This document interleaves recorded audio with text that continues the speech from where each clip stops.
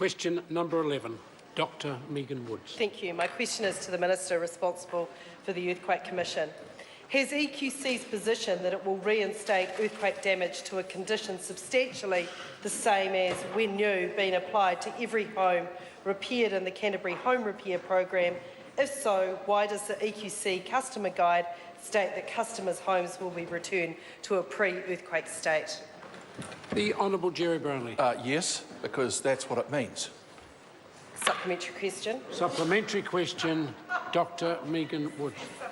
Is finance and insurance expert Dr Michael Naylor wrong when he stated that it is now generally accepted that the EQC repair process has not been up to the expected standard for approximately 10 to 20,000 homes?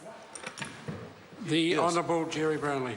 Supplementary question. Supplementary question, Dr Megan Woods. If an EQC claimant who is not part of the EQC group action settlement believes the repairs to their home have not been to a condition substantially the same as when new, will EQC agree to rescope the repair work? If not, why not? The Honourable Jerry Brownlee. Mr Speaker, I think it's very important that the House hears that the court action brought by that particular group started out as an attempt by a law firm to put together a class action. That was rejected, it failed. It then went to a point where it was going to be a declaratory judgment, and then there was an agreement that actually everything the law firm wanted, everything the claimants were trying to achieve, could actually be found on the EQC website. There was a statement agreeing, the two parties agreeing to that. The member needs to stop encouraging these accident ambulance chasers who are unreasonably taking money off people when there is no benefit to them.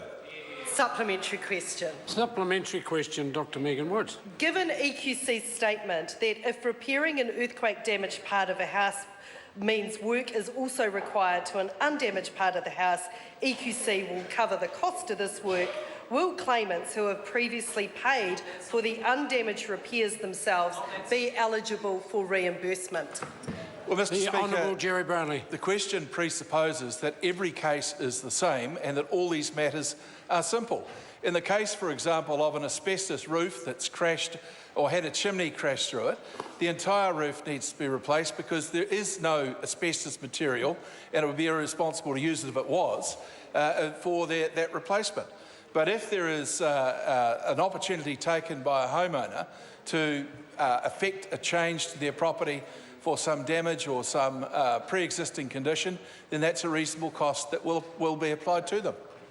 Supplementary question. Supplementary question, Dr Megan Woods. Has he had any meetings with the Minister of Finance in the lead up to the budget regarding a potential fiscal risk to the Crown as a consequence of the EQ settlement with the EQC group action? If not, why not? The Honourable Jerry Brownlee. Well, the first point is, Mr Speaker, I regularly have meetings with the Minister of Finance, and I'm sure that on the 26th of May, the member will see what a great finance minister he's been for New Zealand and continues to be. Also, Mr Speaker, let me just say too, this was not a settlement in the court. It was an agreed statement after what effectively was a failed action by an ambulance-chasing group of lawyers. Supplementary question. Supplementary question, Dr Megan Woods. Does he agree with the EQC that it's time to turn off the tap, and is that why he refuses to do his job and face the facts? The government has completely botched the Canterbury Home Repair Programme and exposed taxpayers to massive liabilities. The Honourable Jerry Brownlee. Working back through that question, the first point is the EQC repair program is not botched. The Brands report will tell you that on a brand new home, the callback rate is around about 80%.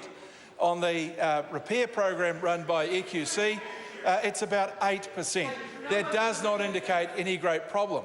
Further, Mr Speaker, there was no settlement, as the member claims, and when it comes to the statement, turn off the tap, that was an internal document used by some staff looking at the issue in EQC. It's not official government policy, and it is no less valid than the Labor Party putting up on the screen yesterday at their caucus, we want to win the 2017 election. Neither are going to be true.